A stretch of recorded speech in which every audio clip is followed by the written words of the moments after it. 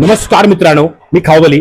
मित्रांनो, माझा आजचा व्हिडिओ त्या महिलांसाठी आहे ज्यांना खाद्य क्षेत्रामध्ये इंटरेस्ट आहे, ज्यांना फूड इंडस्ट्रीमध्ये इंटरेस्ट आहे, त्यांना व्यवसाय करायचा आहे, पण त्यांना ते कन्फ्यूज आहेत, त्यांना समजत नाही व्यवसाय कसा करावा किंवा सुरुवात कुठून करावी.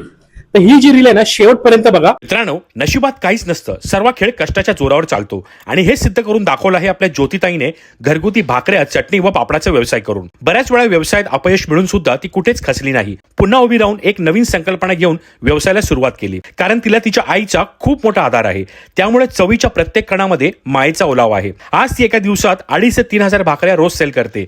प्रचंड प्रमाणात ऑर्डर असतात तिला. तिच्यामुळे अजून 4 गरजू बायकांना रोजगार देखील मिळाला आहे. येथे ज्वारीच्या, बाजरीच्या आणि नाचणीच्या भाकऱ्या मिळतात. त्याशिवाय चपाती आणि पुरणपोळी देखील मिळते ॲज पर ऑर्डर. तांदळाचं उकड तयार करून डो बनवला जातो. त्यानंतर मशीनमध्ये या भाकऱ्या काढल्या जातात. क्वालिटीवर तर इतका फोकस केला आहे की रेडीमेड पीठ किंवा बाहेरून दळण न आणता यांची स्वतःची 2 ते 3 घरगुती चक्की आहेत, तिथे दळण केलं जातं.